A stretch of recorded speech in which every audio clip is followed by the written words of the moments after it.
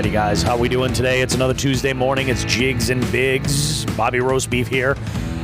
Doing the intro for you, setting things up. Guys, we have, it's an exciting time. I had an amazing weekend with a close friend of mine. Got him into a kayak. Very, very excited. We're going to talk a little bit about that. He's on a all-new adventure to get out on the water, really kind of make this year the best year it could possibly be, really. We also did some gear shopping, and I posted a bunch of questions to go out to everybody on Instagram, all of our followers over there, to kind of get some feedback on a few things. You know, just kind of like sort of check the temperature of like where people's opinions were on a few different topics. So good stuff. We talk about crankbait rods. We talk about fish finders. We talk about what else? Oh, we talk about your favorite tackle stores. We talk about all kinds of good stuff. So you're definitely going to want to check that out. We got 2 weeks to go before we're back in. Not even 2 weeks, just under 2 weeks to go before we're back in it with Chronic Trips, our multi-species ongoing tournament. Good stuff. Check it out. Fish Donkey is the place. Download that app and get yourself on it. So fish competitively this February right here. And this is, keep in mind, a nationwide tournament. Good stuff coming up, guys. I got Sean the Fisherman with me. I got a hot cup of coffee. I got a little bit of head congestion, so I want to apologize about that up front. But, hey, you guys go ahead and get yourself comfortable. We got one hell of a show for you this evening or this morning, depending on when you're listening. Guys, we'll see you in just a bit.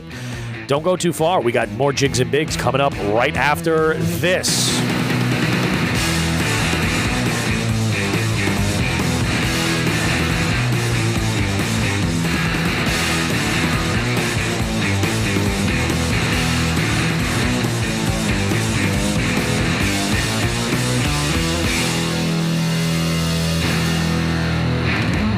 So how we doing this morning, Sean? How's everything going for you over there, buddy? I'm good, man. I'm good. Just catching up on schoolwork. Yep.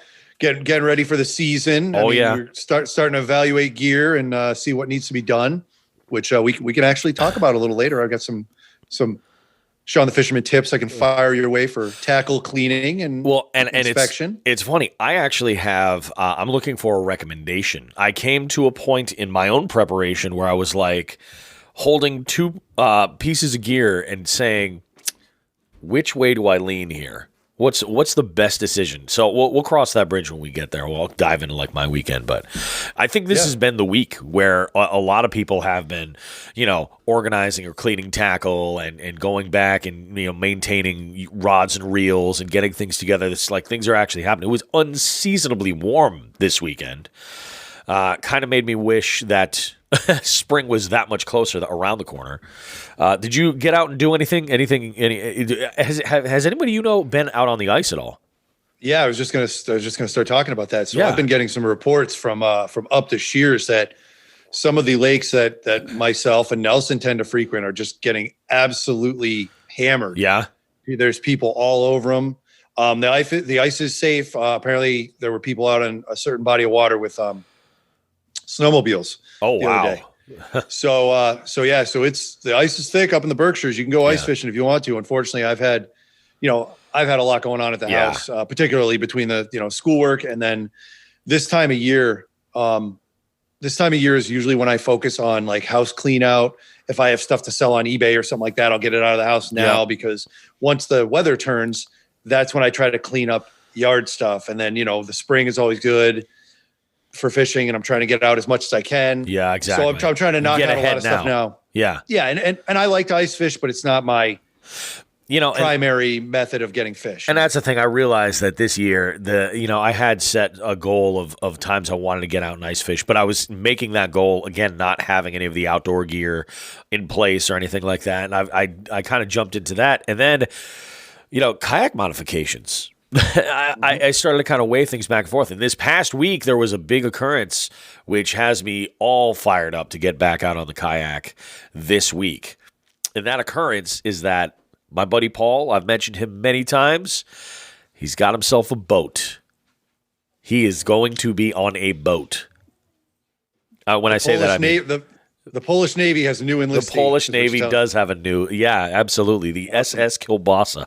I got to tell you. So and the way it ended up working out, actually, and this is so great because he was looking on, classified ads, Craigslist and Facebook Marketplace, and looking at all kinds of things around, primarily because there's not a whole lot of stock, and he was working with a specific budget. So I helped him kind of, keep an eye on things. And there were 3 that we had gone out Saturday morning in mind, and 2 of them had completely fallen through. The one that did come through for us is the exact model of kayak that I've got.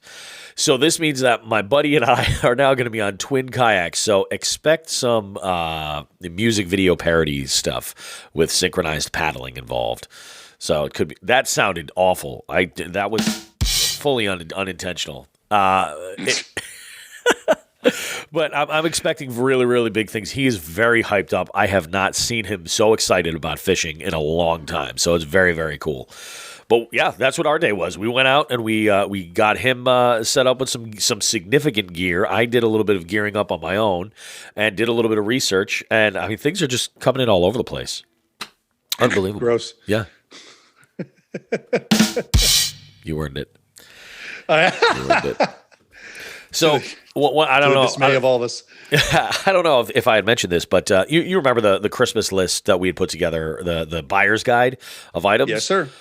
I've slowly been acquiring some of the items that I thought were cool that were on there, like this solar USB charging battery pack. Right here, the one that we had talked about. Yeah, it does. I have found this out.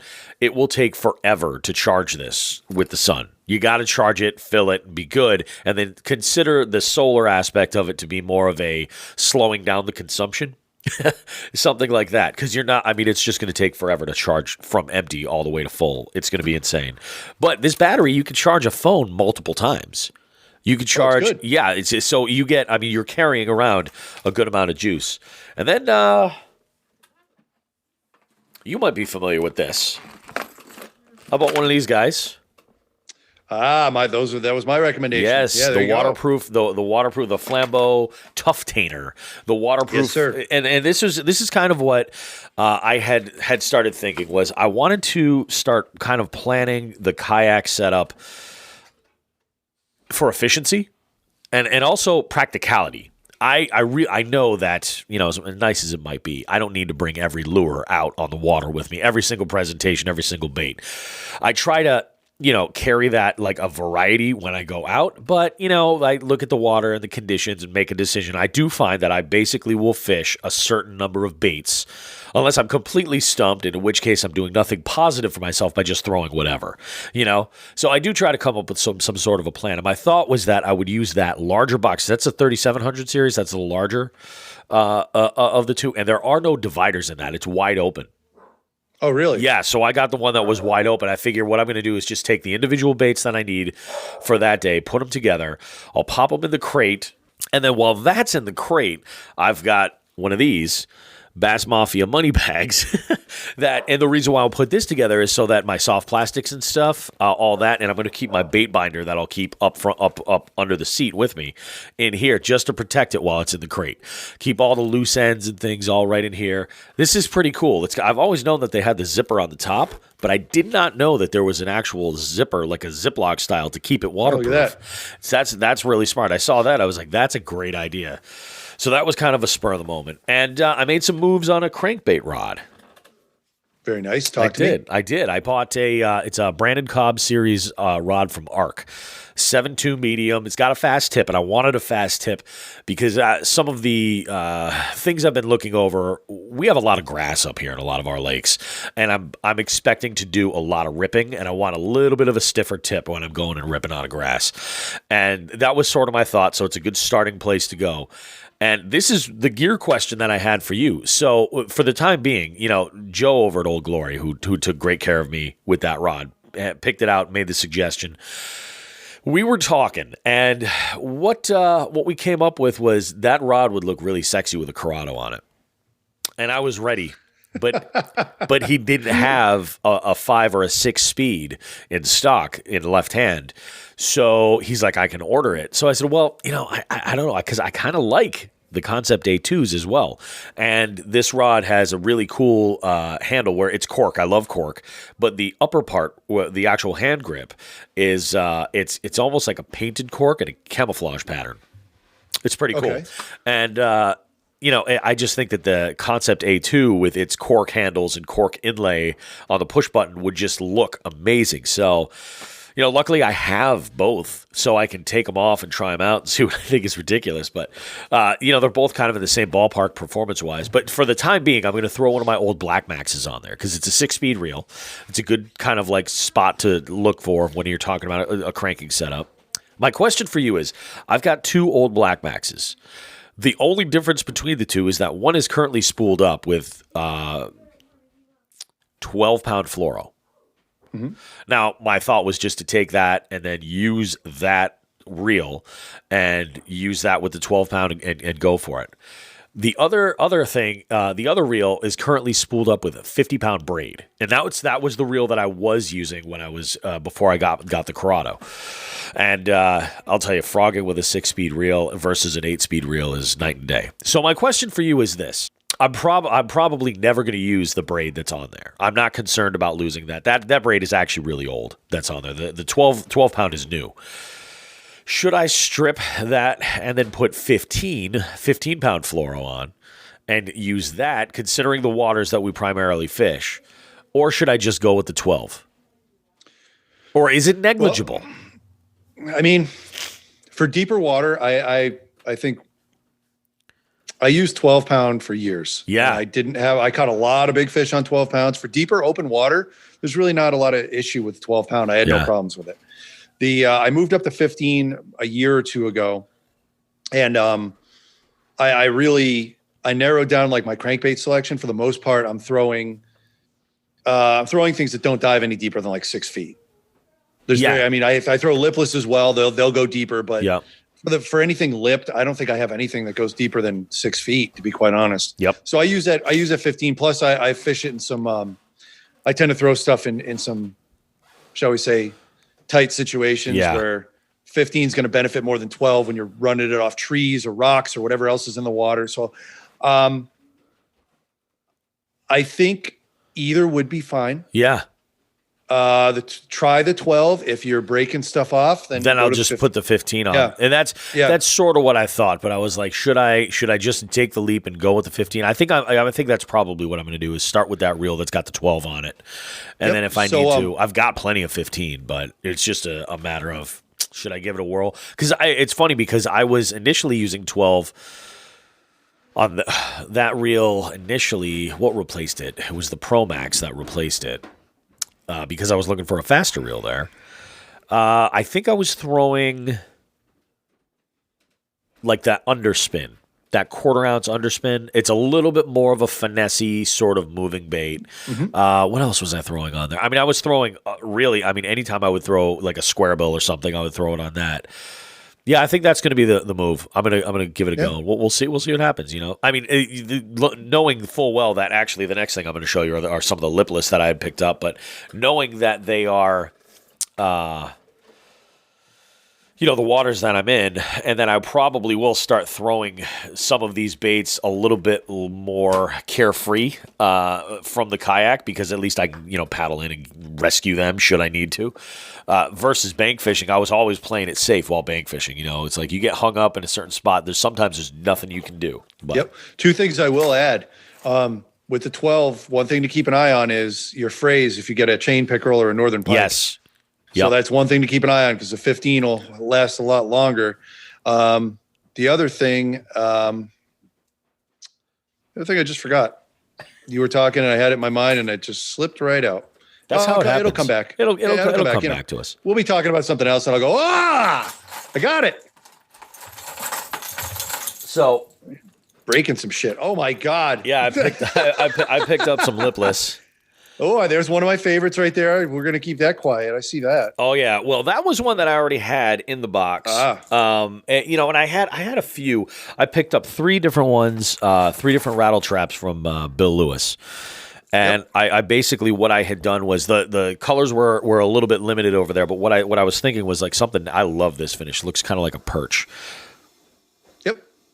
what do they call that? Like fire crawdad or something? Something like that. It's just great. I figured this is probably better for clear water, more natural. And then what I did not realize, I should just do this way. For everyone who can't see this, what you're doing is the stereotypical angler thing of grabbing one lure and 16 came with it. Exactly. Now you're untangling them. Exactly. Well, I'm trying to do this. This is like pre-production here. So, yeah, I'm not going to... The smaller one here, the one that you pointed out earlier, you're like, oh, I see what you did there. That one was already in the box. Okay. Yeah, that one was one that I had before. As was, I had a white lipless as well. I think that one's a red eye shad. And then another one that I had picked up was, I just thought this is such a cool color to kind of play off. I got white. I've got a little bit of that purple line in there, and there's a little. I don't know if you can see it. The chartreuse that's right below that. That pattern is actually, I think, blueback herring or alewife. That's what I thought, because we were talking about that before. I was like, okay, that's cool. And I think you're going to dig this, because based on that recommendation, I got this puppy. And that's the chrome blue. I mean, that's a staple. I don't think anybody who's listening doesn't have a chrome crankbait of some sort, but like the chrome blue is one of my favorites. But here's the thing. So I was like, well, they're kind of similar patterns, like you were saying, like alewife for that other one. But here's the thing. This one's a one knocker. Ooh. Yeah. I'm like, ooh. So I was like, that's kind of cool if I got to mix it up. If maybe, I know that this is the pattern I should be on, if it matches what they're feeding on, and then I've got options if maybe the traditional rattle isn't working just that way. Very, very important from this point on that you record what is catching what and where with those things, and I know you do. Yeah. So that'll help you figure out where to go in the future and where to spend your, as all of us have our limited resources on fishing. Where's our money going? Well, it's going to go with stuff that works. Absolutely. So. That's the thing. I think at the end of the day, any kind of tackle review or breakdown of gear or anything like that, at the end of the day, the mission is so that you are not even so much, obviously fishing more efficiently, but also purchasing your gear more efficiently. Like there's nothing, if you're acquiring tackle that isn't performing for you, that's just wasted money. It's doing nothing. So I have a gift for you. Oh my God! I have to say, and this is great, but this is what is this? A 3-ounce Travel Buddy candle from Summit View Scents. Summit View Scents is a new local candle company. They have really elegant, minimalistic looking candles. They're not obtrusive to what you have going on. They look really good. I had my little. Like in the disco dungeon here, I'm burning one of the jar candles. They have the 8-ounce jar ones of Man Cave, and my basement smells amazing.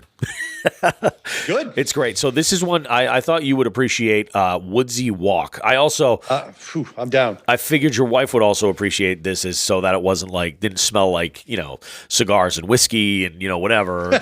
Although who knows? It's 2021. The lines are blurred. Did they have a flavor called shame?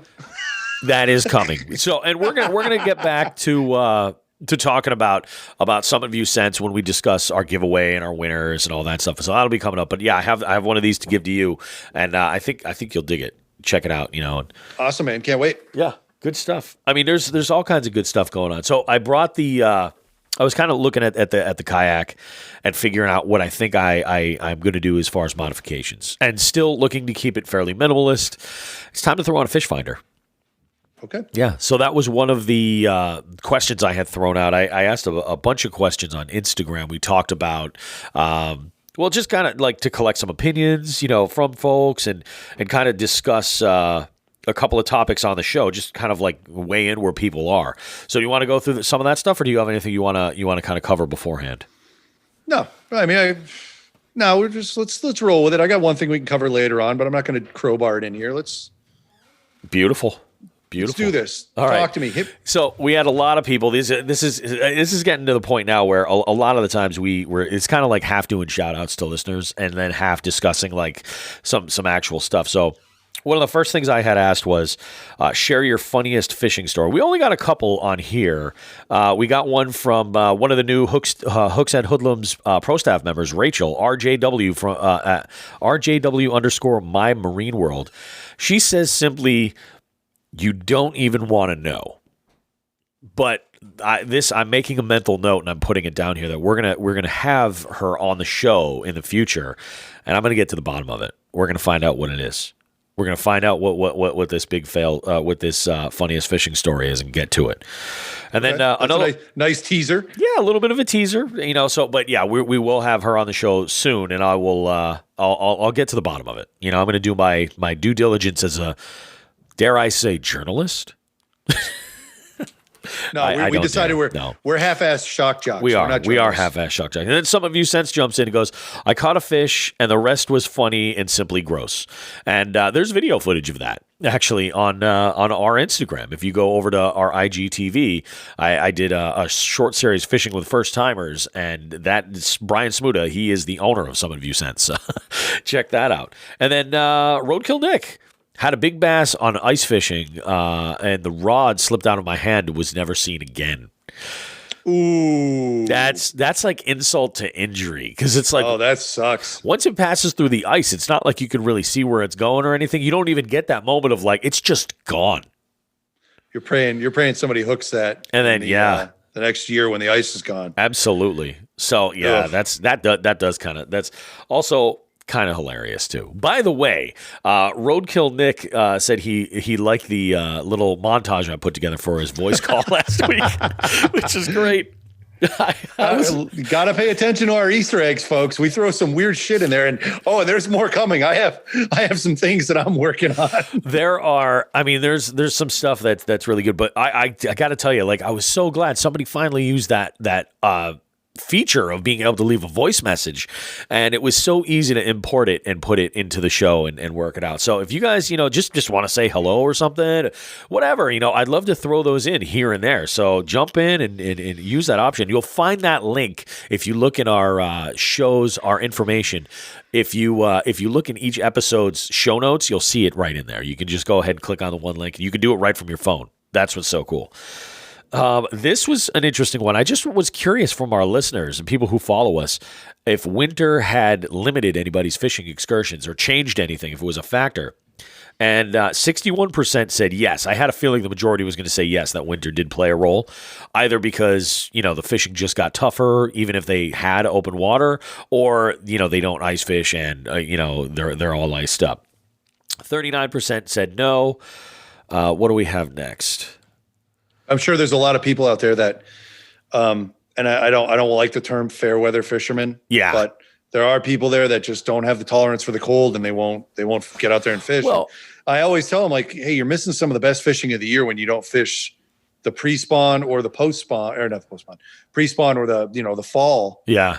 Turnover time. I mean, I know it gets cold, but there's, it's not like when we were kids where our parents would put, I'm sure you had it, like this is old school, but Remember if we had crappy boots in the winter, your parents would put freaking bread bags or plastic bags over your socks. That was insulation back then. We didn't have Under Armour. We had shit. Yeah, we did. And we liked it. We really did. It was terrible. So there's stuff out there now where you can stay warm all day, and it's not very expensive. For example, that split wetsuit that I just picked up. That half of which is still out at Gerard's house in Cape Cod. But that's same amazing. Thing. Yeah. But could you imagine like that wasn't so accessible, like years ago. We kind of have it sort of nice right now. Yeah, we do. We crawled through some shit to get there, man. We did. We did. So the next question I asked was, how did I word this one? Oh, if you have ice, about what date do you plan on open water, include location?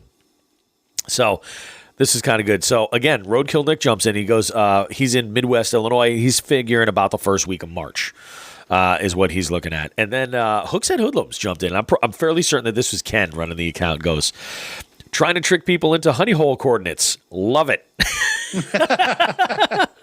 And I didn't even think about it, but that is genius. Yeah, so if you have a place that you think that, Sean and I should go poach, let us know, and, we'll see how it is.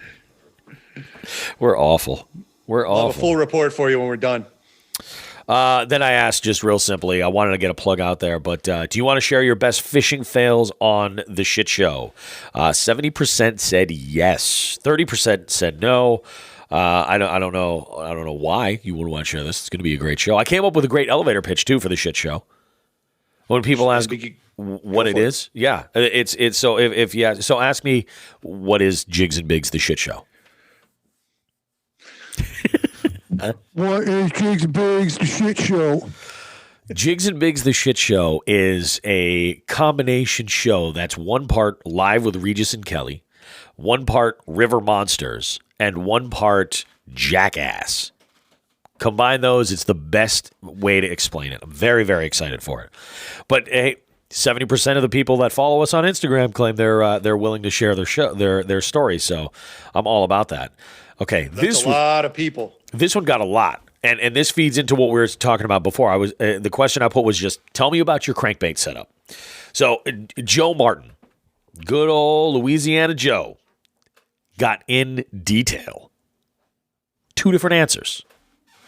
He goes, for shallow cranking, it's a 7-foot Dobbins Champion, full glass with a Lew's BB1 6.4 to 1 gear ratio. All right, that's shallow. Deep cranking, 7-foot 11-inch Abu Garcia Veracity winch with a 5.1 to 1 Quantum EXO. Interesting. I mean, I get the bigger rod for the deep cranking, but I have to wonder if the change up in gear ratio makes that much of a difference when you're cranking deep. I'm not familiar with that, but that's pretty cool. We got to have Joe on soon. Like we've talked a couple of times on Instagram. We got to get him on sometime soon. There's so much stuff to do. Was it November? Yeah, it was the November giveaway winner, Chris DeBari, jumps in. He says it's going to be a Lew's Tournament Pro LFS reel paired with a 6th Sense Lux 7.2 medium heavy. Okay. Love that. I've never used any of the 6th Sense rods. I like a lot of the baits 6th Sense makes. A lot. Hookset Hoodlums. Tell you what, I have zero luck with 6th Sense cranks, Megabass and Googans all day. I thought he was just there was more ball busting, but there's some good info there. And then we have JJ Parker says Mojo Bass 7-foot 1-inch medium moderate SLX 6.3 to 1 gear ratio, spools it up with 12-pound mono. Okay.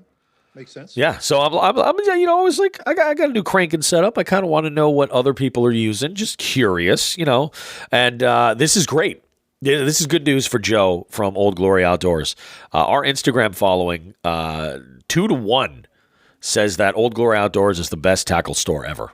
2 to 1. Look at that. Yeah, you can't go wrong there. And ever, huh? Yeah. That's what I'm saying. That's good like stuff. that's pretty good. 2 to 1. People are going to have different opinions. People from different areas maybe haven't felt the joy that the Jigs and Bigs promo code used at oldgloryoutdoors.com can provide you in your life. But not everybody's perfect. Yep. This was freaking great. Ask us to answer your burning questions, tips, tactics, whatever. Pull up your socks. Socks. I'm wearing ankle socks. They can only go so fucking high. So Summit View Sense jumps in and goes, what's the buzz around that man cologne? That's your question. Yeah. So I can answer that question because we talked about the man cologne before. So Summit View Sense, like I said, I've been friends with the owner of the company for a long time. He's a great dude. Brought him out on the water a couple of times to fish. Like he's just unbelievable. Just tons of personality. Great guy. Started this candle company as he was kind of exiting out of the ski industry, and we had talked about the idea of doing some kind of a collaboration. Like something, And when I mentioned that we were doing the giveaways, we kind of brought him in with the giveaways because for this time of year, especially when you're, in the house and you're maintaining your equipment and taking the time, whatever, it's like you're organizing your baits. Let's go with you're organizing your soft plastics. Why does the room that you're sitting in have to smell like fish attractant? Or an amalgamy of all these other, scents of plastics mixing together in a small area? fire yourself up a nice, enjoyable Summit View Scents candle and kind of like be a little bit more civilized in your space where you're.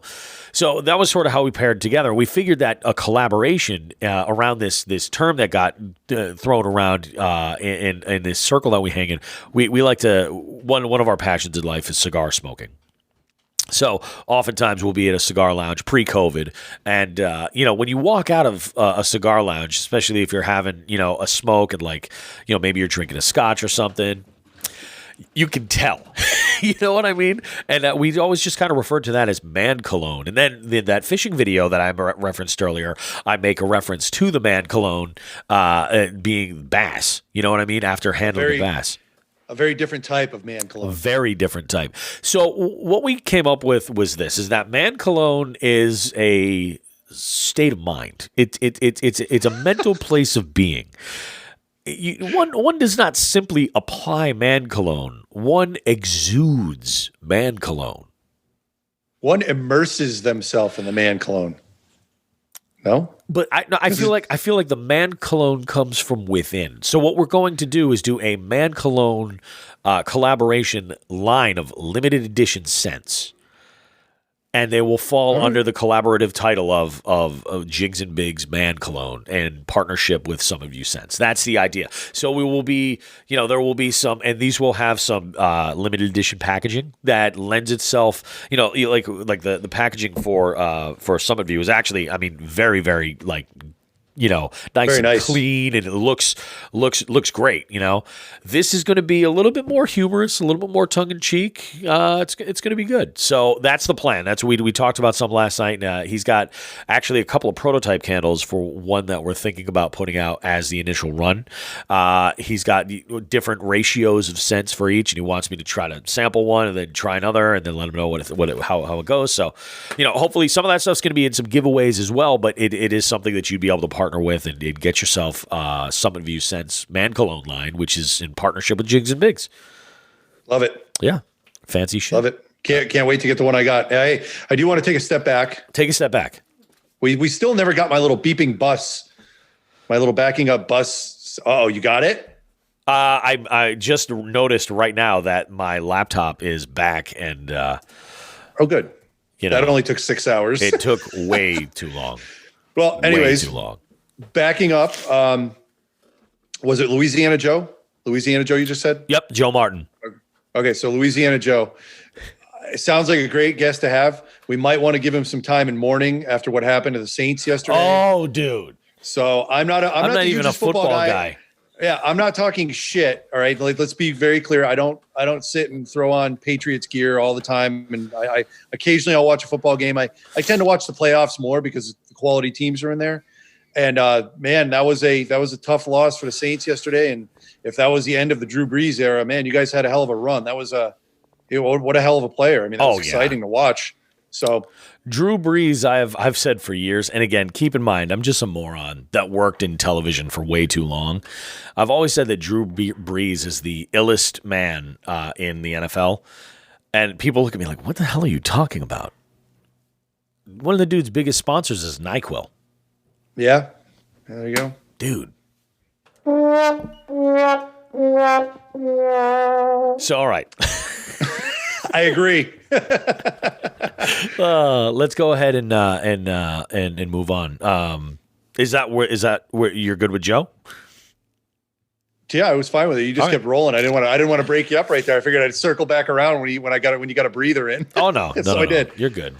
So Joe, come on the show. Yeah, we got it. There's a lot of people that we definitely have to get on. We have to start working on this game show as well. And I think you and I spoke before we went live. I think this one change to the internet service that I'm using right now could be the key to making that work smoothly and much nicer. So cool. We'll figure it all out. It'll be good.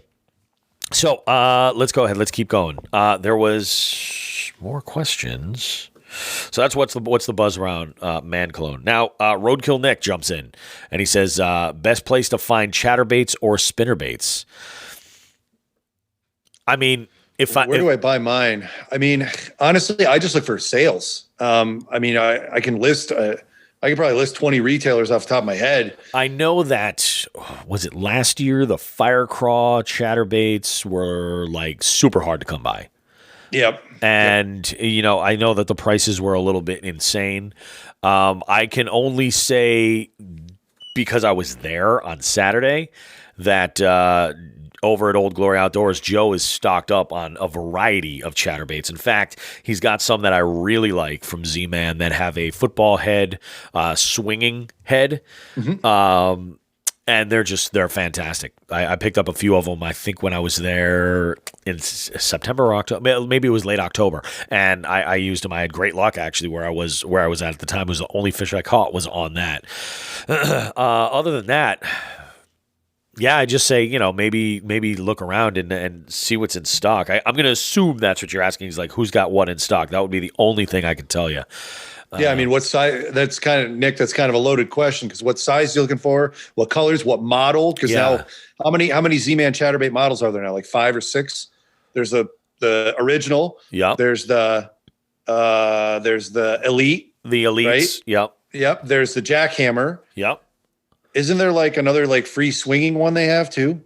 Yeah, there's a couple. Yeah, there's a couple of free swinging ones. There's a bunch. I mean, depends on where, what do you want? I would say honestly, I know, like, if you're looking anything from quarter to half ounce, in a variety of colors, Joe over at Old Glory, I know he's got a bunch of them in stock. Yep. That's a good place to go. But I mean, that's the only thing that I can really speak to, only because I was just there. And then I love this question. This is great. Again, from Hookset Hoodlums. Does Wild Bill wear women's underwear?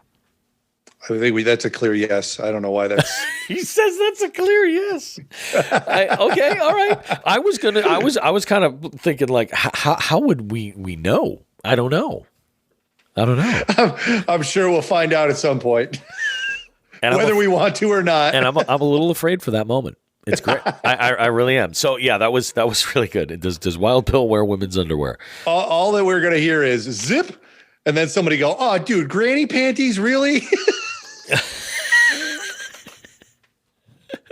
Oh God. So I will say this next, is this the last? No. We're coming up on the last one. As we get close to the end, I have to say we have probably the nicest following, the nicest folks that follow us. Absolutely. So I put one on here, and I was debating if it was a good idea, and I put roast us. Okay. All right. So that roast us. Hang on, now I got to go back to it. We only had 2 people that had commented on that and given us anything. One of them is my 16-year-old daughter. She says, asking your 16-year-old daughter for input on everything regarding your podcast. Smiley face. I was like, she's not wrong, But okay. I will say this. Our numbers are pretty even amongst a lot of different ages. So, Chloe, thank you very much. And then this one from Alex, Swamp Rat Fishing. You guys are the nicest dudes. And you both smell like fresh laundry. I don't like his sarcasm. Oh, if it is sarcasm, I can appreciate it. I'm taking him at his word, though, All right, good. I'm taking him at his word, absolutely. Thanks, Swamp Rat. And there's another gear one. And I had mentioned fish finders before. I had toyed around. I've been last week. I've been playing around with the Navionics app, and a little bit of a follow up. I did not end up going with the app iNavX. I looked around a little bit further, and I was able to actually dig up the actual Navionics app. And the way it works is you get a 2-week trial. It's like 2 weeks for free, and then you can subscribe to it, and it's pretty reasonable. I forget exactly what the price is off the top of my head, but it ended up being worth just doing. But what's great is that when you set up that account carries you on multiple platforms. So if you have a fish finder that utilizes, Navionics, you can dial in there, but you can also use, like on my laptop when it finally stops updating, I can use the Navionics login on the web app, go ahead and plot everything out. And what's cool is I can go and like find spots on a body of water, mark them, and if the fish finder I'm working with has this feature, I can just log my points, any marks that I've made on the chart, over to that fish finder, and then you're all done. You're all set, one to go. Now, the alternative, if the fish finder I end up choosing doesn't have that feature, or the ability to do that, then I'll have all those waypoints right on my phone. So I could just check that I have my map on my phone in the kayak, and then I'll have the finder telling me the conditions of where I am specifically, kind of like painting the picture, if you will. Awesome. So I had Delirious Angler jumped in right away. He goes, Garmin CV4, it's small, but it works great. And we had a conversation afterwards. He uses it. I think his roommate uses it as well. It was one of them that I had happened to look at online earlier. It looks pretty good. D. Artoli 1226 says the Garmin Echo Map series, they're being discontinued, so killer units at discounted prices. That's something to keep in mind as well. I may have, I'll tell you in a moment. There's a new Lowrance active target that looks really good, according to Joe Martin. And then Slaunch Doctor says Garmin Echo Map 63 CV. And then Rodney, RR Outdoors, goes Garmin Striker 4 CV, no more debate. So that's 2 for the Striker 4. Another CV is the 63. My main focus is to look for something that is as minimalist as possible, so I don't necessarily feel like I've got an iPad on there. You know what I'm saying? I'm trying to keep as much free open area as possible. I'm thinking I will probably be mounting it central on the lock cap, so that way it's not too much one way or the other. I may mount it on one of the racks that I have on the sides, depending on the mount. I just don't want it to be too high. I can impart some wisdom on that. Yeah. So I had I had a 12-foot Ascend as well, and I learned very quickly that mounting fish finders when you have a paddle kayak on the side, unless you have long arms, you got to watch out because you'll whack the thing on the swing. You know what I mean? When you're paddling. That's exactly what I'm thinking. Yeah, what I did with that Ascend was I mounted it on the hull just a little bit forward of that center hatch. And I was able to, I had no problems. Another option too is there's more and more mounting options like for cup holders. So that might not be a bad idea. But then if you're putting bolts into the bottom of a cup holder, you're risking a lot of leakage if you're not careful. So we could take a look at it. Whatever you decide to get, let me know. I mean, I've installed numerous fish finders in a kayak, so this was happy to help. My initially my thought was, I had a plan. If I was able to do that, the smaller, more like a mobile phone's shape screen, like that, smaller on the kayak, that gives me a little bit of accessibility as to where to put it. I have a hatch door that I think is actually probably the perfect spot if I put the mount right on the hatch door. I've seen mods done for it because it's just about the right distance away to be far enough where it's not right up on me, but also not so far away where I can't see anything either. So that might be a good spot. I can obviously play where on the hatch that goes. And once I set that up, that's great. The other idea was if I went with a larger format, like a wider screen, more of a traditional fish finder. I have 2 rod holders that are built into the 128T that are basically dead space. Like they're so far up. Ones, right? The front ones. I've got 2 of them that are up front and they're basically useless. I had seen a modification and they angle forward. They don't angle back toward you. They angle forward. Yeah. I had seen a modification done where there was a PVC bracket that went into each one, and it was really low across the top. But you basically put the fish finder so it's right down, basically at the front of the boat, completely out of your way. The key is low. I think the key is honestly with everything else, it's the same thing. It's like it's low. If you're side casting, you don't want to go and smack into the corner of your screen, and damage a rod. Damage the electronics, you know what I'm saying? So you want to avoid all that. So that was kind of my idea, but I'm thinking I did manage to find somebody that's got a Striker CV4 that's used. So I'm going to look around and make sure that that's the one I may jump on it. So transducer mounting is something different. I got to figure out what I want to do with that. Oh, dude, I can take care of that easy. Yeah. Me and Nelson, and what we use? What's that? Very, very easily. Crutches. Crutches to mount your transducer? What Swing part of the arms. crutches? The swing arms, really? You can make a swing arm out of a crutch very, very easily. Really? Okay. And I've used them for years. I think I've inherited a couple of transducer arms that actually I could pass one along to you that didn't work out with my boats. But in a pinch, the first transducer arm I made was, I took a Dremel, a bolt, a couple washers, and I had a really, really very functional crutch. It was a part of a crutch, and they're made of aluminum, so they don't rust. Yeah. Now, so there's a couple of things that I had considered before. I don't know if you remember when I first got this kayak and we were talking modifications, I was all about scupper hole transducer. Yep. Run it right down. I was all about it. And there was something that changed my mind one day when we went out fishing. Remember when I got hung up on that timber?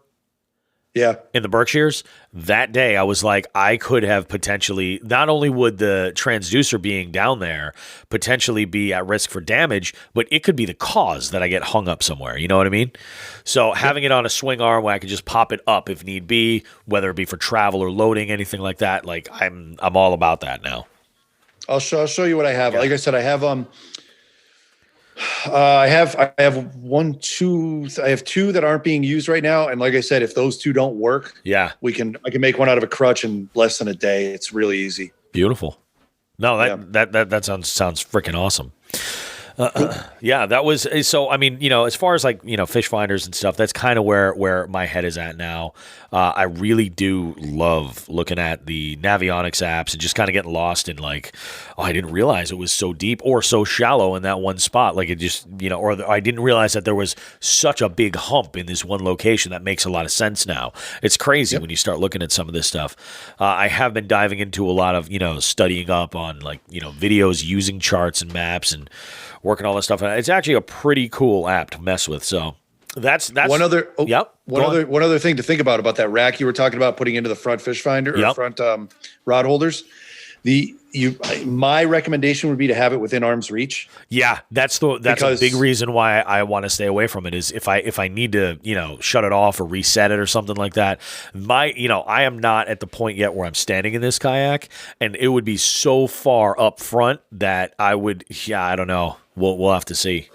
Yeah, the main reason, like, I don't fool around with my fish finder settings a lot. Yeah, but the main thing I fool around with is the light. Yeah, the back light. So especially when it starts getting darker out, you got to click that down. And if you're like in the summer where you might click it down one notch for an hour for dusk, and then you've got to click it down a notch or two very soon after.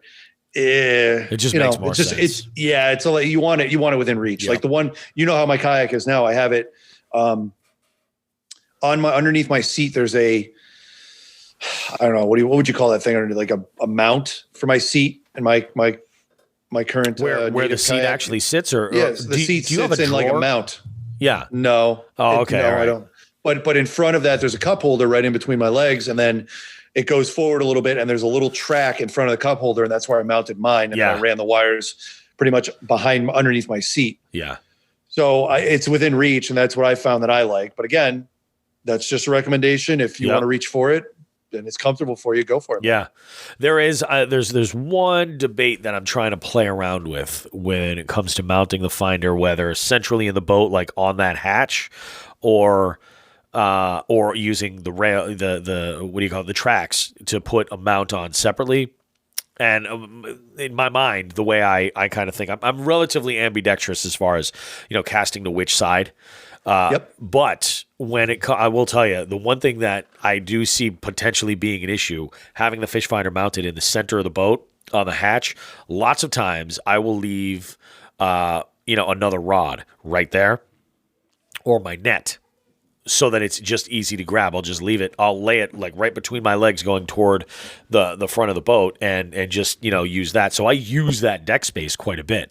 Throwing a fish finder in there might just make for more juggling potential for things to get hung up. Oftentimes I'll give you an example, like why I leave that second rod right there is if I'm fishing a moving bait, let's say I'm fishing the BBZ rat. This has happened before. I'll be, fishing top water and I miss a strike.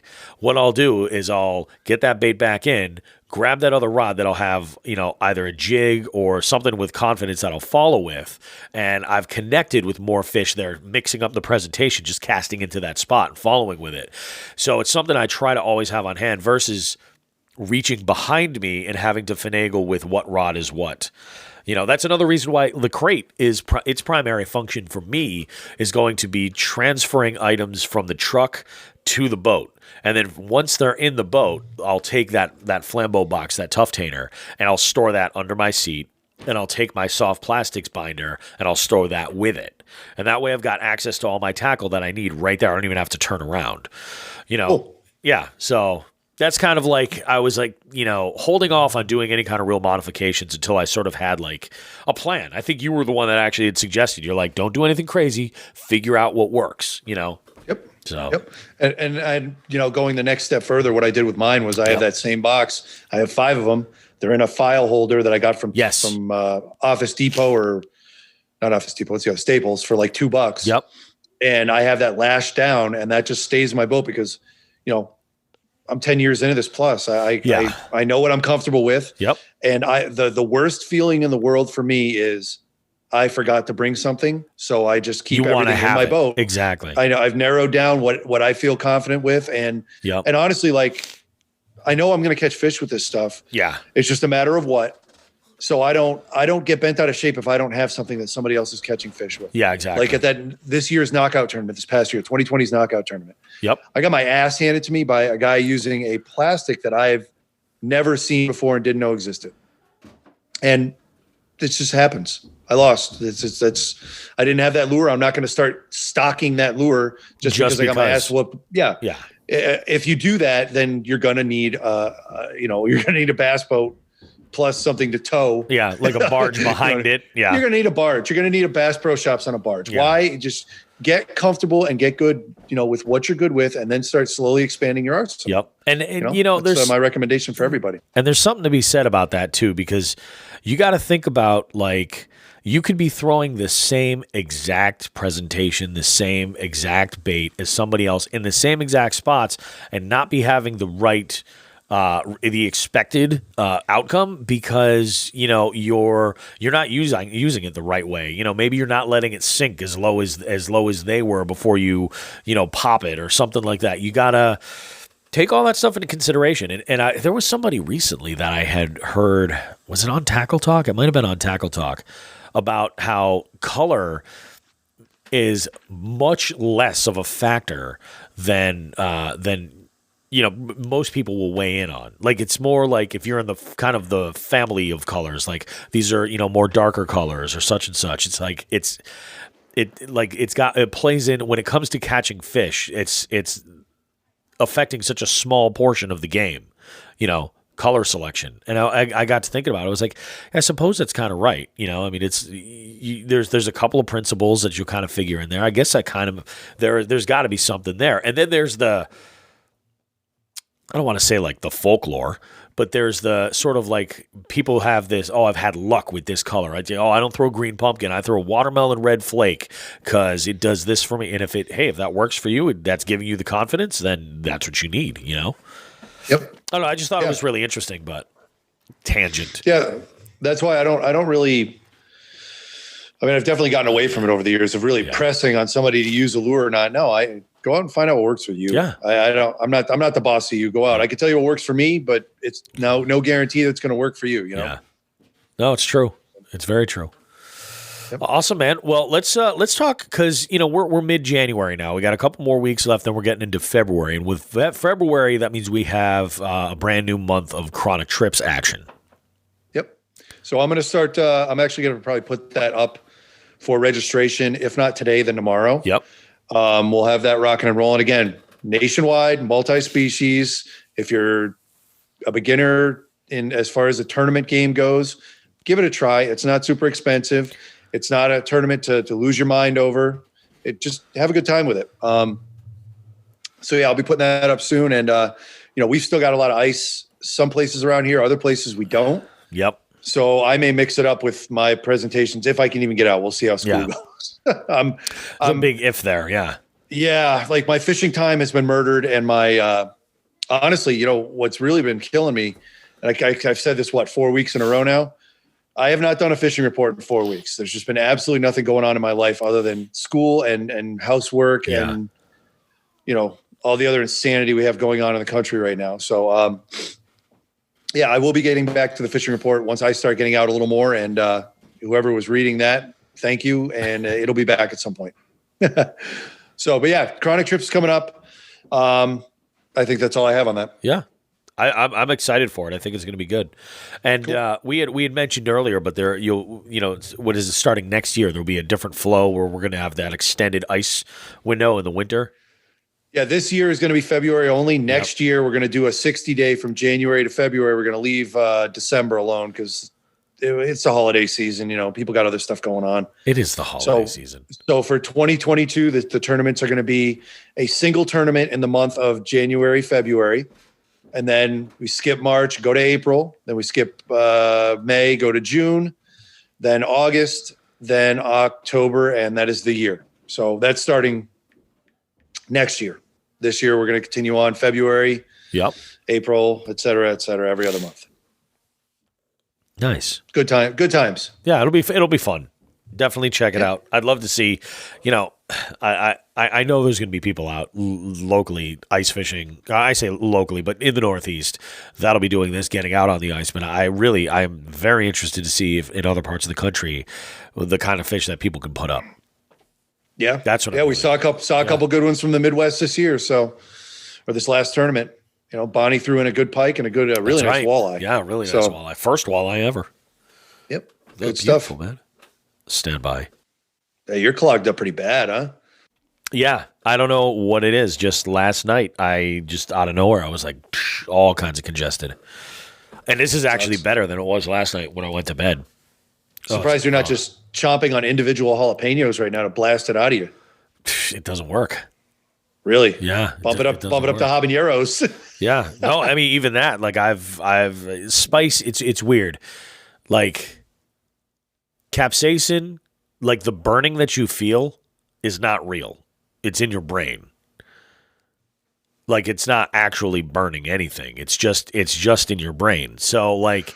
Oh, no. I meant to free up unclog your sinuses. Yeah. I still get that, where it's not the heat. It's just something pops in there. I'm like, snots are coming everywhere. Yeah, no, it doesn't do it. It doesn't do it. I could probably try sucks. to bomb. Yeah, it doesn't work. Trying to bomb.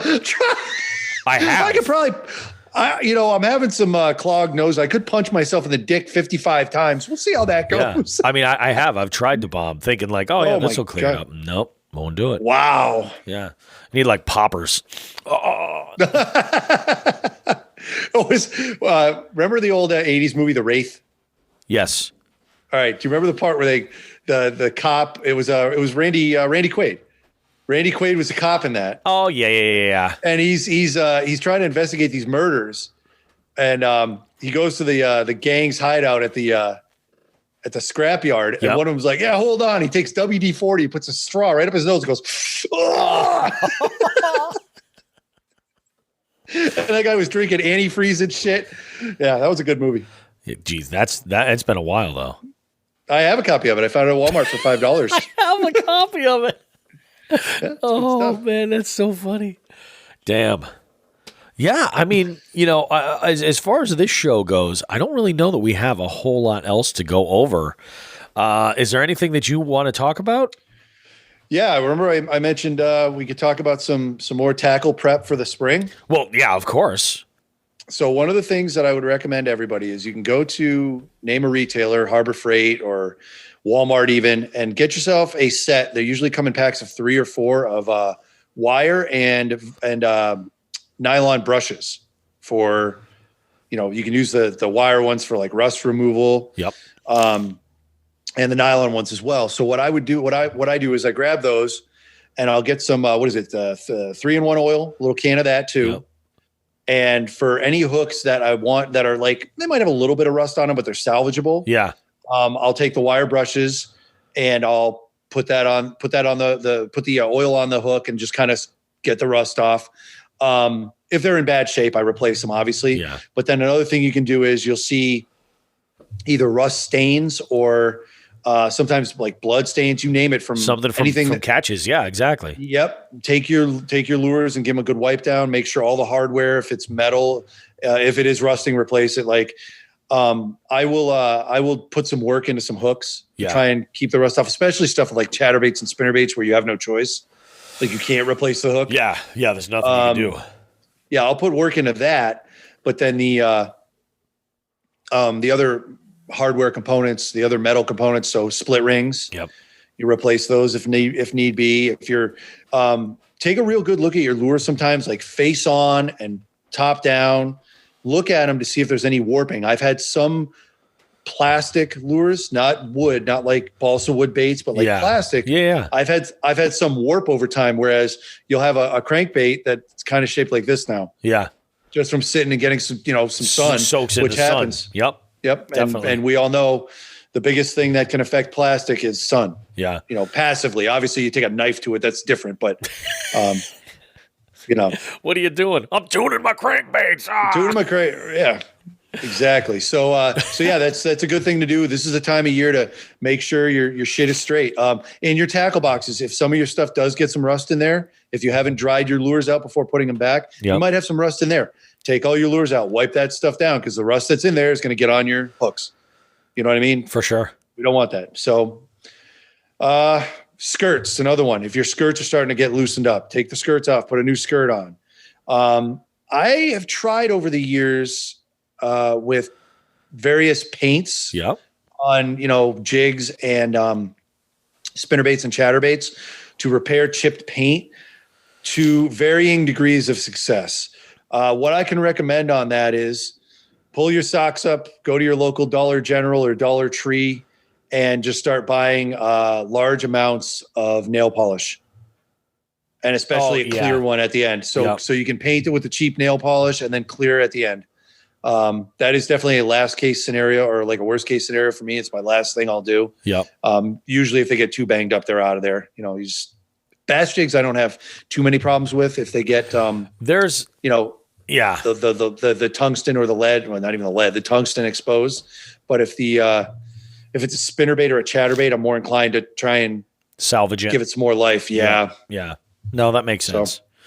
That makes a lot of sense. There was you're talking about cleaning up lures specifically, and there was a suggestion that I had seen where, and I think I mentioned this before, but the what is it, Mr. Clean Magic Erasers? Yes, great if you're cleaning like crankbaits. If you want to get some life into them, like especially this is great for every once in a while. You'll find a crankbait while you're out fishing. Somebody gets something hooked up somewhere and you're like, holy crap. And sometimes it's good. Keep one of those around. And then when you get those really dirty crankbaits have been exposed for, whatever, especially like the shad color ones. There was one I remember we were out fishing and I had found a crankbait on the bank. And I think the first cast with it, just trying it, and I hooked a nice little largemouth. And I was just like, wow, this is great. This is pretty fantastic. Like free lure. Talk about a bonus, but it does. It works really well. Can make them look brand new, really. Was that at that little walk we did with my kids? That's where I found it. Yes. So some Sean the Fisherman trivia that has nothing to do with me. Now, did you hear that place popped up in the news recently? No, I didn't. What happened? Okay, so I'll go ahead and tell everyone where it was, because I don't fish there often. No, exactly. Let's be honest, it gets spanked with like fishermen like crazy. Yeah. Yes. So we were at the Chicopee State Park. Did we mention that on air? We might have. Okay. Well, we took my two sons, me and you and my two sons went out there, and we tried to catch a few fish, see what was in there. And you had found that crankbait or whatever, but recently it made the news nationally because Chicopee has a couple of celebrities in it that are originally from Chicopee, and I guess one of them was back visiting relatives for the holidays.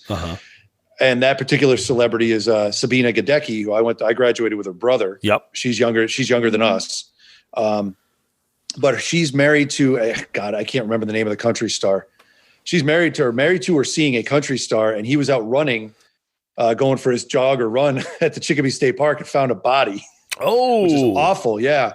So that made the news, and I cannot for the life of me remember that country musician's name, and that's on me.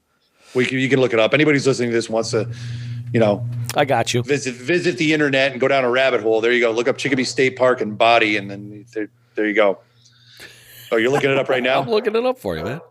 Well, good. I'll keep talking while you look that up. But yeah, Chicopee State Park's a nice little place. I mean, I grew up in the town, so got out there every now and again.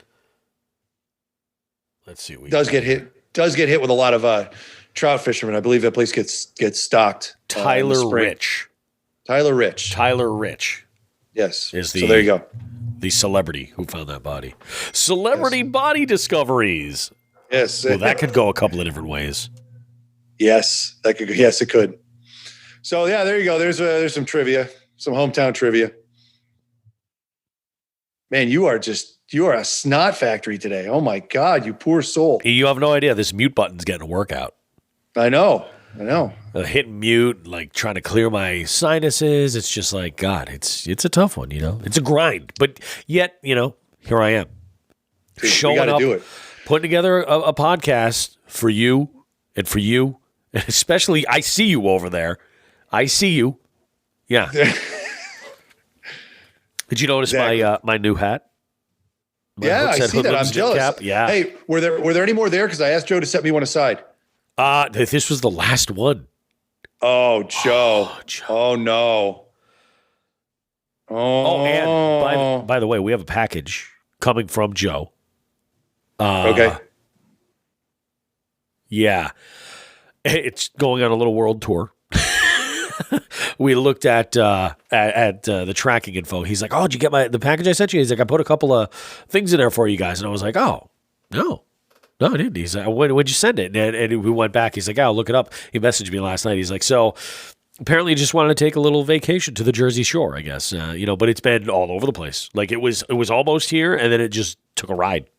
I love when that happens. It is. It's fun. It's kind of like I feel like the items that I'm receiving have been really well traveled. Yes. They're now superior. Yeah. That's all right. I got to call Joe this week anyways. Joe and I have something to talk about that's unrelated to Jigs and Bigs business, but could be very positive going forward. So I'll give him a call and I'll be sure to bust his balls and say, "What up with my hat, Joe? How come Bobby's wearing my hat, Joe? Yeah. That hat would look really good on me, Joe." It's really true. I think that qualifies as the ball busting. Maybe that's enough. I won't bust his balls too much. No, I think that's fair. Cool. Oh, good stuff, man. But yeah, it was a really good weekend. I know, Paul is so excited. What? Oh, dude, about your weekend. Yeah. This was I thought I was gonna be interviewing you about your weekend. I'm excited now. You went somewhere this weekend. Oh, wait, hold on. What are you talking about? You did. You went somewhere for the first time this weekend. I was supposed to be interviewing you about this. Yes. Where did Bob? All right, let's start out again. All right, I'm gonna do this. Right, ready? This is some pulling back the beef curtain stuff. Hold on a second.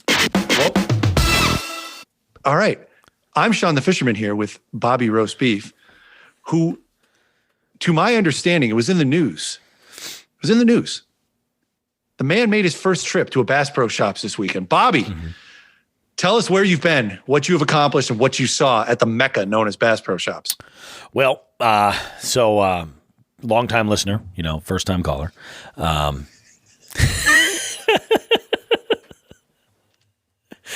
No, so Paul and I had acquired his kayak, his new vessel, which, by the way, needs a name. It needs a name. And he's like, I gotta kind of think about it. Paul's a very sentimental guy. I think he wants to he doesn't want like a name that's gonna just get a laugh. He wants a name that he wants so he's going on a little internal inventory to figure out what he's going to name this boat. So I was really proud that Paul got his first kayak. He's so excited. And, when we drove out to go pick it up and it was kind of crazy. We were at Old Glory. And the day before, the seller had contacted Paul saying that there was another buyer that was coming by that they were talking to first that would come by on Saturday at approximately 11 a.m. And basically that if they were going to pay what her asking price was, she was going to sell it. That was basically the gist of it.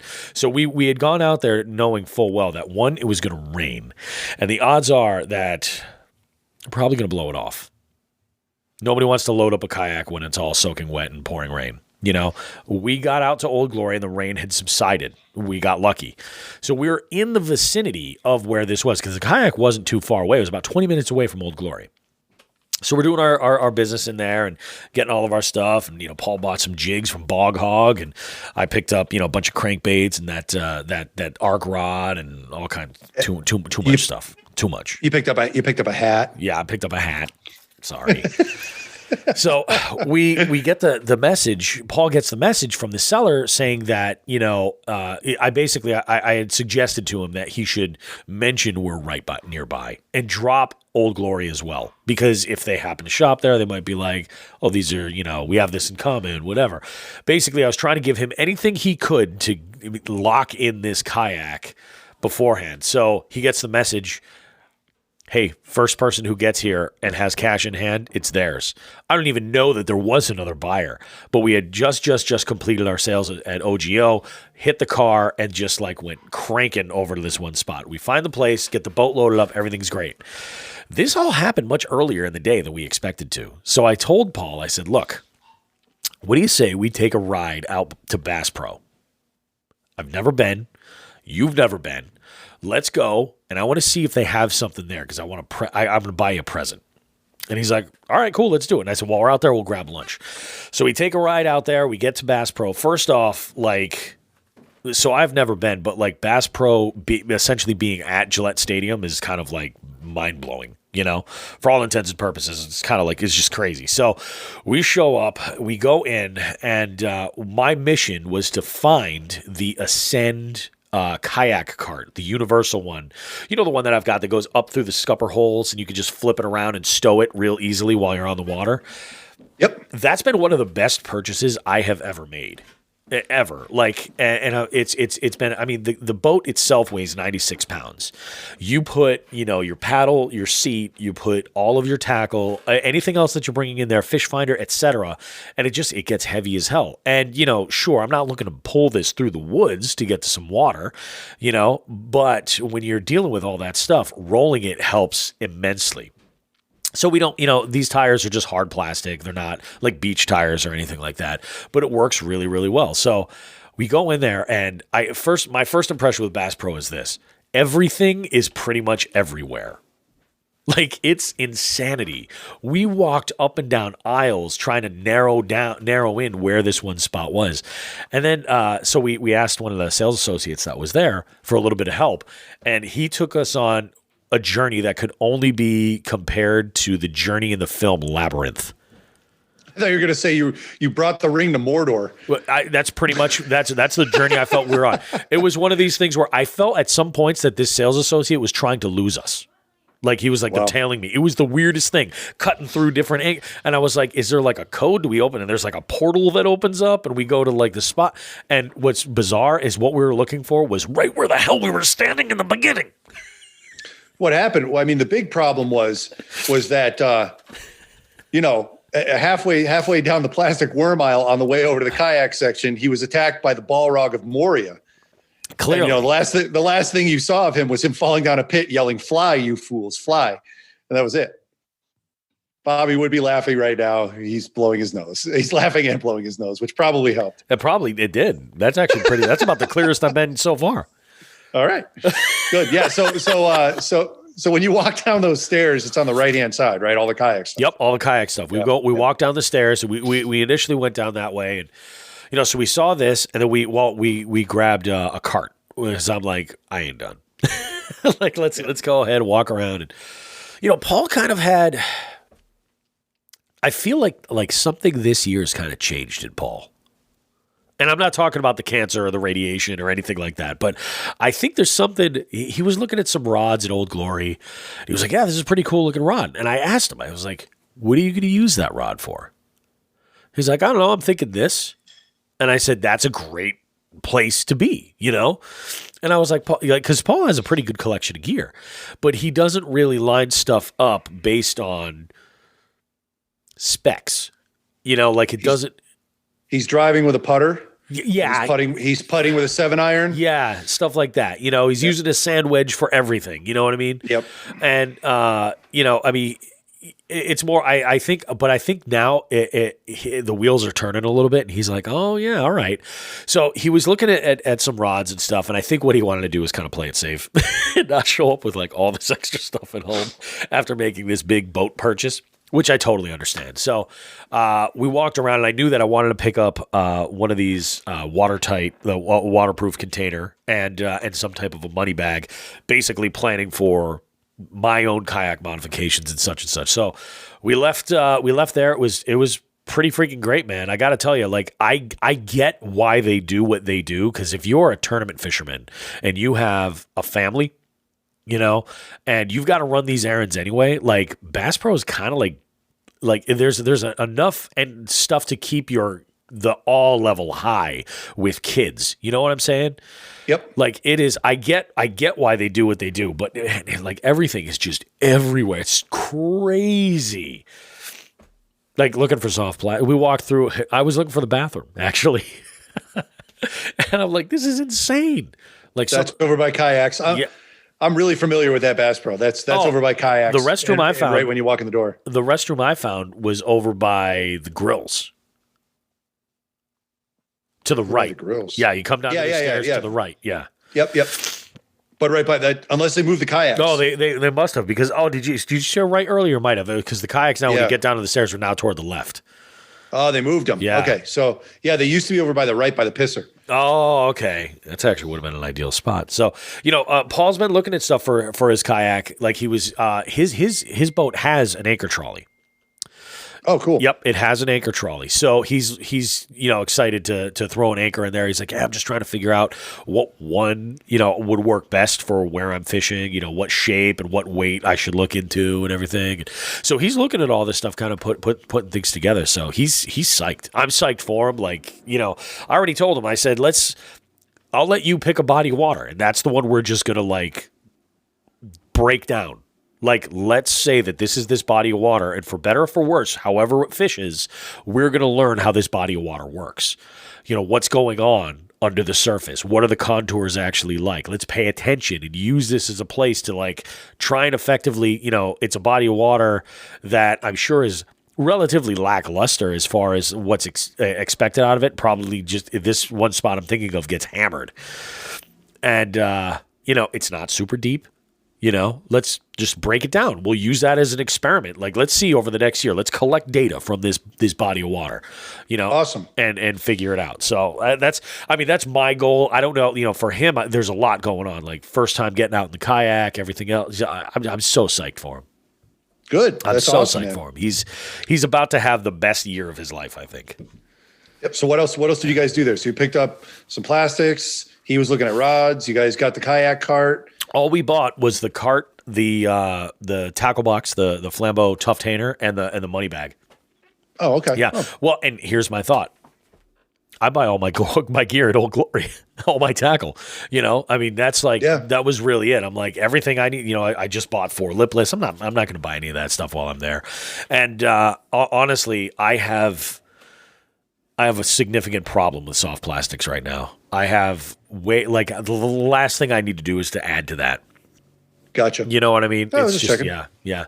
So I'm like, I everything I do pretty much is over at Old Glory. But I knew that cart was going to be a Bass Pro, so that's why I'm like, let's go walk around. We'll have the the whole like experience of it, and then we'll call it a day. It'll be all good and whatever. What was really cool was that we had gone and we had set this up, and I was almost half expecting them not to have the cart in stock, and it was the last one. And my thought was, if they didn't have it, I was just going to order it and just have them send it over. But I was like, screw it, we're this much closer to Gillette. Let's just go, and then we'll grab lunch, and we pizza and beer afterwards is what happened. Nice. Good shit. Nice. That's awesome. Good.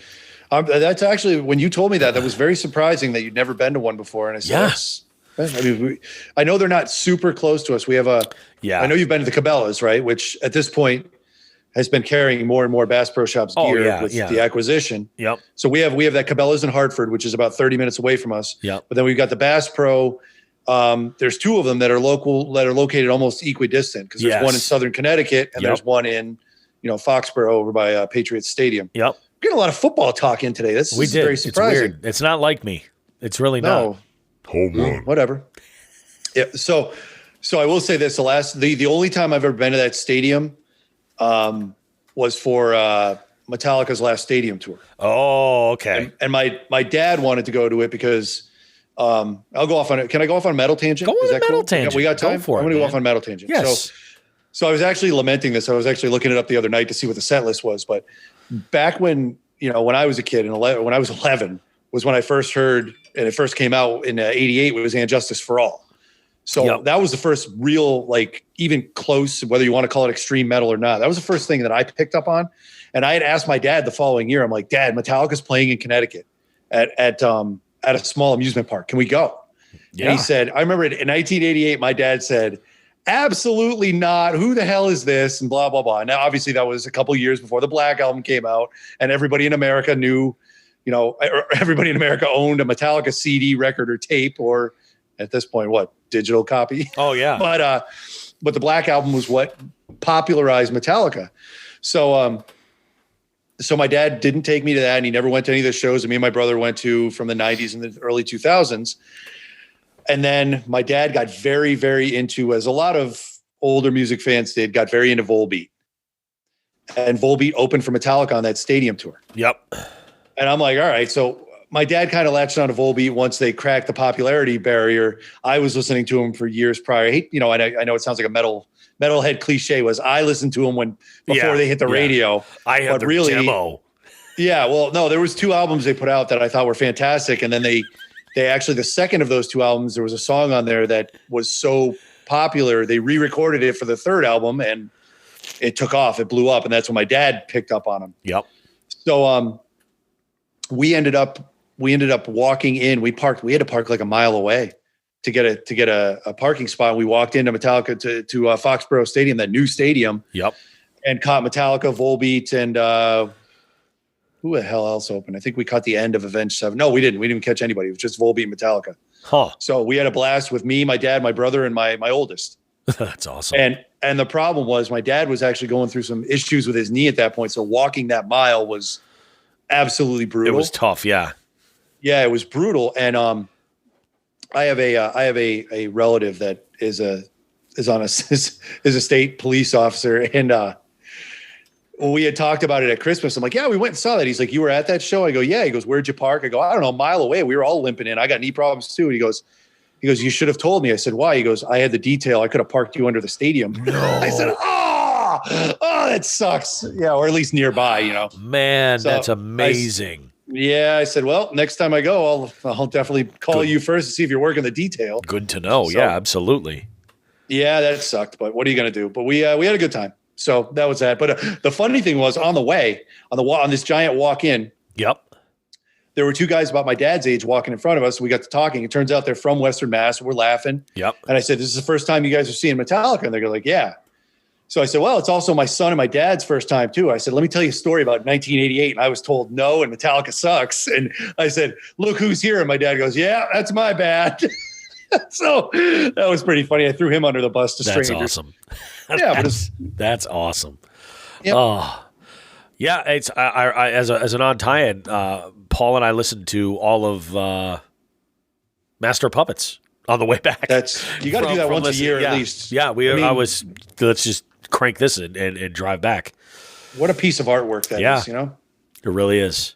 It really, really is. Yep. Speaking of Metallica, and this is, say what you want, but I had a trivia question come up Friday at trivia, and the question was about who the artist was that had recently connected with a series of musicians, one of which I think is Chad Smith from the Red Hot Chili Peppers, to release an album of Metallica covers. Do you know who the artist is that's doing this? It was Miley Cyrus. It is Miley Cyrus. Yeah, I knew that. Yeah. All right. I think I saw that on one of my metal news sites that just happened to flow through. Stuff like that goes through, So Chad Smith is who's one of my favorite drummers. I'm a big Chili Peppers fan, and I love his style. And And I'm just curious to see how this all kind of comes together. I forget who else is involved with that, but it's like a lot more. You would expect this, from the artists on the lineup as covers, if I'm remembering correctly. Like it sounds like they're rock and metal musicians, Yeah. But did I? Speaking of Metallica covers, recent ones, did I tell you what I came across? No. All right, so me going into literally to the ends of the earth to find different metal to listen to. I found a traditional Mongolian folk metal band called The Who, spelled H-U. And they cover Sad But True in Mongolian. It is fucking phenomenal. I think there's a YouTube video of this. Yes, there is. Yes, I've seen that. It's nuts. I came across some of their originals. Yeah. And then I saw they covered that and I said, well, that's just absolutely insane. So yeah. Good for the Who, not the WHO from Britain. Yeah. But the Who, HU from Mongolia. Nice. Yeah, that's pretty They're epic. badasses, dude. Have you seen those instruments they play? They're called like horsehead fiddles. So it's like it's a two-string fiddle type guitar thing with the head's a horse head. It's nuts. I don't think I've ever noticed the horse head, but cool. I think there's two of them that play that and there's one other traditional instrument they use. But yeah, it's nuts. So good for them. Yeah, that's kick-ass. That's badass. I like our tangents. I don't think too many people complain about them. I know that some people like to talk about keeping the shows concise and streamlined. I kind of like these tangents for what it is, Yeah. So does Chris Dabari. It's true. It's very true. Yep. I'm going to call up that video while I'm thinking about it. Are we playing it for the listening audience? Yeah, why not? I'm interesting. I'm interested. Are we getting sued over this? I don't think that we will. I don't want to get sued over it. Yeah, I really don't think that we will, but we'll see. All right, let's go ahead and give this guy a listen. Are we gonna have a commercial here or no? Yeah, we are. I'm not gonna put your commercial on though. And begin, sir. Yeah, are you watching it too? I am. Check out that fiddle thing.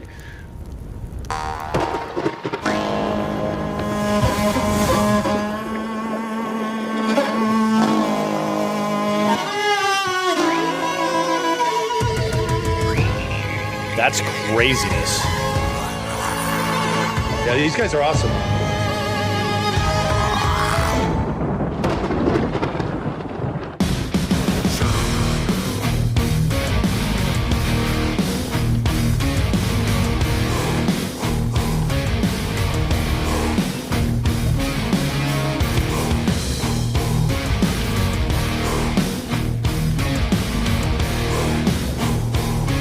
They do chant "who" a lot on everything. Oh yeah. Yeah. It's their Wu-Tang Clan, ain't nothing to F with.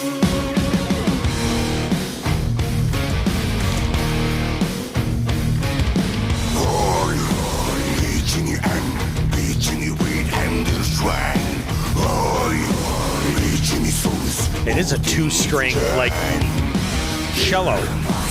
That's I don't know what the hell it is. Yeah.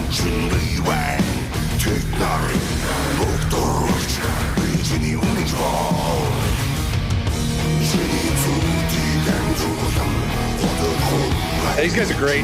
That is amazing, man. There you go. That's the listening public learned something today. Definitely. And we provided a service. One last Metallica cover tale I'll regale you with. So, have you ever heard of the duo Rodrigo y Gabriela? Yes. Okay, so they got a lot of credibility in the metal community because they started doing Metallica covers. Yep. So for anybody who does not know this duo, I believe they're originally from Mexico, and they were in a bunch of metal bands. A guy named Rodrigo and a girl named Gabriela. I do not know their last names, and apparently they went to Ireland and kind of cut their teeth just playing acoustical guitars in the streets. Yep, like street musicians, and they just rolled with it. So they have this wonderful mix of like what I guess would consider like traditional Mexican guitar music. Yep. But they have a metal influence, and then there's some other things they just throw in there. They're just it's a nice mix. But they played locally here a few years ago. And I actually, one of the few concerts I took my wife to and said, like, you're going to enjoy this. Yep. And it was by far and away the weirdest mix of a crowd I've ever seen. Oh, I'm sure. Because it was at one of our more liberal towns in the state. Yep. So there was like this aging hippie population that was checking it out. There was a contingent of metalheads. You could tell that off the bat. Yep. And then the greatest thing in the world, like the upper deck. And I don't know why they were all in the upper deck. And I'm really apologizing if I'm painting with a broad brush here. But there was a large group of, like, I would guess Mexican nationals or people that were ethnically Mexican, right? Or had some sort of Mexican roots. And I swear to God, they treated it like it was a fucking soccer match. They had flags. Really? They had band. Dude, it was awesome. Yeah, it was such a great, positive vibe crowd. It was just, I kind of thought about it. Like, I don't think I've ever seen this at a show before. And it was just really, really neat. And if, they did their covers. They, I don't know if they covered, their big thing was they covered Orion off Master of Puppets. Oh, okay. But I'm pretty sure that show they covered Battery, which was fine with me. I was down. But their originals are great too. So like there are occasions where someone could walk into my house and I've got basically traditional Mexican folk music playing in the background because they're traditional, their song structures, a lot of them are metal. You know what I mean? It's really, really good stuff. And instead of having drummers or any other band members, Gabriella will play percussion on the chamber. So you hear this like thunk, thunk, thunk. That's her thumb whacking the fucking guitar. It's, I don't know, just another musical avenue to go down. Yeah, absolutely. Neat. And now I'm into Mongolian metal. It's folk metal. You just never know where it's going to go. And I'm sure there's a lot of people that listen to this podcast and just like, that's, you would never think that a show like this would get so much out of being as so international, so cosmopolitan, if you will. But, we've got listeners all over the world, small pockets of people in some different countries. I hope any of our listeners in Mexico just said, oh my God, they referenced Rodrigo y Gabriela and they're fans of them. And fucking did a fist pump, gave each other a high five. It's interesting. Whatever. Like you said, like with that concert, I feel like when you're in a group that's that sort of like niche-y, like it kind of borrows from a lot of fringe elements that are around it. Like you said, like the traditional Mexican style of music, the metal arrangements, and other things that they've picked up around the way to kind of create their own stuff. You end up with a following that's equally as fringe, like people that maybe came to it through one of those avenues and said this is cool, but then we're exposed to something that's different, and those are the groups where it can just blow your mind, the makeup of the crowd any one night when there's, whatever band happens to show up. So that's pretty cool. Yeah, it was definitely a great experience and a great show. I mean, they had the place rocking. Yeah. The Who. I love it. Yep. I love it, man. All right. We got to catch the Who when they come stateside. Yes. Well, I was actually just talking about this with a guy another trivia host in the area. Like, we're both like, God, I feel like I haven't seen a concert or live anything in forever, So it's starting to sink in. Like, wow, it's been quite a while. So yeah, Oh, all right, cool, man. Well, why don't we go ahead and do this? Why don't we take a short break right now, and then we'll come back. We'll wrap things up with the outro. Cool. I love it. We'll see you guys in a bit. Jigs and Bigs is proud to announce we're being supported by Old Glory Outdoors. They're a veteran-owned company that carries fishing and hunting gear. Plus, they're highly active in supporting veteran organizations and charities. Old Glory is an authorized dealer of favorite rods, FX rods, Guggen baits, X-Zone lures, Sixth Sense, and many more. There's a brick-and-mortar store located in East Brookfield, Massachusetts, but you can also order online at oldgloryoutdoors.com. They ship anywhere in the lower 48 states or order online and pick up at the store. When you order, use the promo code Jigs and Bigs, and you'll save 10% off your complete order. Plus, you'll help support the show. Make sure to check out the apparel line called OGO Gear while you're there. Old Glory Outdoors believes in the slogan, Start 'em young, to keep kids away from screens and enjoying nature. They've got a full array of live bait too. Check out oldgloryoutdoors.com and use the promo code Jigs and Bigs. Save some money and gear up now. Alrighty, guys. Short show for you guys today, but we really kind of there was a lot for us to talk about and kind of go over. A whole lot of stuff. Everybody seems like they're really getting ramped up for spring. And with that, I got to say, let's just make 2021 the best and most amazing year that we possibly can. Sean gave us some gold. He gave me some gold, especially in kind of determining what reel and line combo to put together to start out with. And he also put out some good info as far as like your maintenance, cleaning, getting your stuff together, rust removal from hooks and such like that, and all that kind of jazz. So very, very helpful. It's been a good show. I think it's been a good show, Sean. You? Very enlightening. Very enlightening that we got to talk about, a middle-aged man's first trip to heaven. It's true. It's true.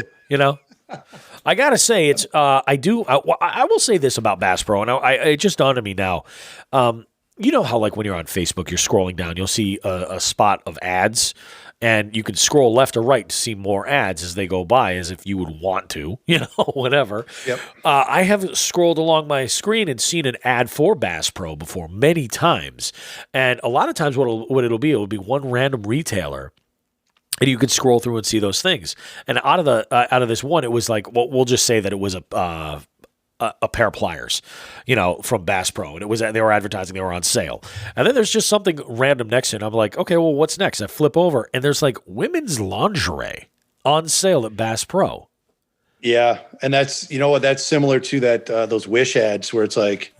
Yeah, like, hey, you're looking for a fishing lure, or then some sort of action figure. And then BDSM gear. Yeah, exactly. Or it's like, oh, here, you're looking for some kind of a porta stove for camping, and we're going to follow that up with a little portable Coke tin and nose spoon. I'm not making that up. I was going to say butt plugs. I see those a lot. I don't know why. They seem to think that Bobby Roast Beef has a Coke problem, I think, on Wish, because I see lots of these show up. Well, Wish thinks I like butt plugs, so maybe you guys should get together sometime. Wow. We should party. Yeah. Good stuff. Yeah, great stuff. Yeah, Wish is bad news. Have you ever done any of those like Wish fishing kits? I thought you were going to say, have you done any Coke? I've never done any Coke. You ever done any butt plugs? Have you ever done any powder-coated, coked up butt plugs? I have not. I have not. Nor have I bought any crap off Wish at all. I refuse to. It just looks too shady. And then you hear people buying stuff off Wish, and it takes 6 months to get here, and it's just like, Yeah, gross. That makes sense. I don't know. I don't know that my wife has ever purchased anything off of Wish, but I have seen videos where people will be like, they'll buy like, oh yeah, fishing tackle kit, starter kit or whatever, and or like swim baits. I've seen those Wish swim baits, and they're like, yeah, we're gonna try this segmented, and they're like, there's like a piece of nylon between each segment of the bait. It's just, I don't know. I actually have some similar baits, but I don't think they're Wish.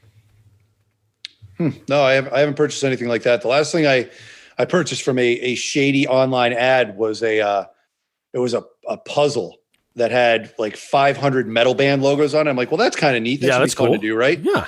Yeah. So I get the puzzle in the mail. It takes 4 months to get here or 3 months to get here. I'm like, all right, I kind of chalk that up to the whole pandemic. Sure. And I get the puzzle in, and it's a Christmas scene. So I start the return process, and they're like, well, tell you what, we'll give you 40% back. How about no? How about you didn't give me the item I wanted. How about you give me all my money back?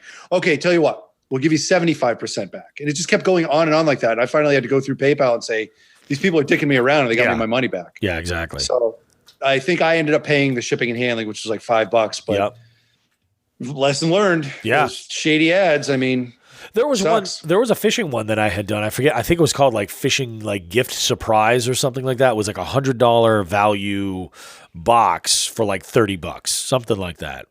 And I ordered it, and it took forever. Like I ordered sometime in the winter, and it just took forever. I kind of wrote it off like it was never going to show up. And then I started seeing the ads again, so I started following up. And what I would do is I would comment on the ad, and I was kind of a dick. I was like, hey, I was like, don't order this. It doesn't show up. I'm like, I've ordered one however many times, and there was no response. There was no email confirmation, nothing like that. Like the purchase had gone through, but that was it. That's all I ever got. And then out of the blue, it shows up like probably 6 weeks after the fact. after like I had been leaving like the last of these comments.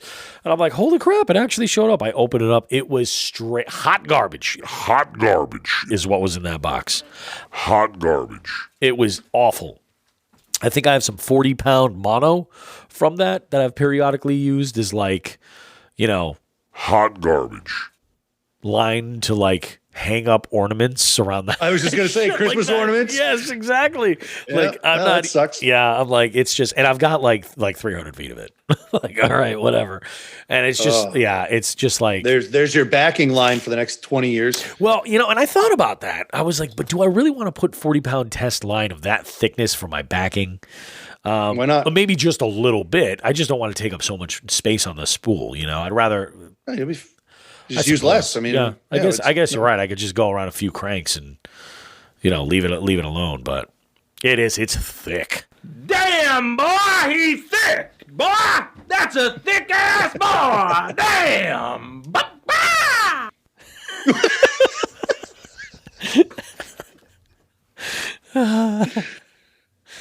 Giving you kind of got you got a little thumb happy with it last week, so I figured I did. anything I we was do going to give get it you a press rest. that but- button today. Yeah. Yeah. I'm like, oh wow, holy crap! I'm getting the green light to do this. This is awesome. You have an opportunity to hit the. I mean, I have an fits. obligation. I have an obligation to thick boys everywhere. Hot garbage. Yeah, that's right. Oh my god! right. You have no idea now. If I say the word thick or boy anywhere in this house now, either of my daughters or my wife, their eyes will roll right out of their skull, like fall on the floor. They're just like, "Would you stop it already? You're not funny." And I'm like, I disagree. You are funny with it in moderation. Last week was too much.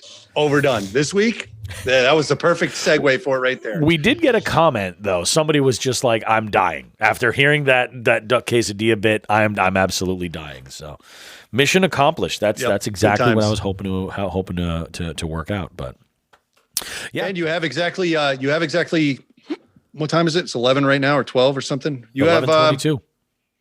So you have 7 plus 24. You have 31 hours to put yourself to the task of making sure my trivia smartphone buzzer is my duck quesadilla. Is the duck quesadilla clip? Yes, you're absolutely right with that. There are things to do here. I have to start working on some tournament stuff. You have to do that. I have to do that. Yep. And that's I'm actually going to pop that on Trello, and then tomorrow when I put my game together, I got to move it over to that laptop. It's all management of different devices, I hear you. Things are happening. They're coming together. So management of Coke spoons and butt plugs. management of